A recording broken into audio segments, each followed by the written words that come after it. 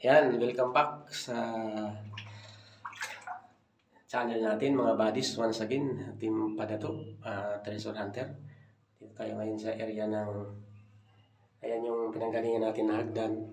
Galing dun sa taas. Nandito tayo sa pinto, andito na tayo sa Team Dagupan. Ayan, so ito nilagyan na nila ng kawayan para safety. Pero dapat, kasi hindi nila mahabol yung ceiling. Ayan yung ceiling, kung makikita nyo, yung wall. Tapos yung ceiling, so makapal pa daw yan, hindi nila masambot. So ang ginagawa na lang nila ng diskarte, kasi may daanan, nilagyan na lang nila ng stopper ng kawayan, papasok doon sa target. Ayan yung kabukan natin mga buddies. Papasilip po sa inyo sa area ng ngayon mga Kudkulo Secrecy. Ayan mga buddies, makikita mo yan.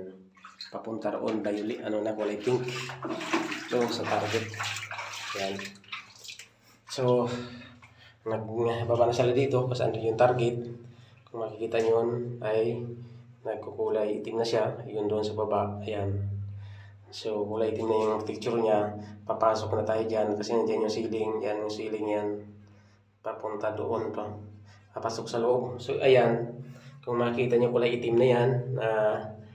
Naka-layer na 4 ang kapal. Yan ay anti-radiation. Yan. Yan ang itim. Kapal. Yan ay mga anti-radiation yan mga buddies. So yan, na-check ko na yan. Magtupit pa sila dyan, pababa din. Pasok na sila doon kung makikita nyo yung ceiling yun. Nagagano na siya ceiling. Kulay itim na yan dyan. Yung portion na yan, nagkukulay itim na siya. So papasok na tayo doon sa loob. So andun yung target natin. Ano yung given marker natin. Makikita natin doon pagpasok natin. Napasok natin sa kanila. So na-check natin ulit.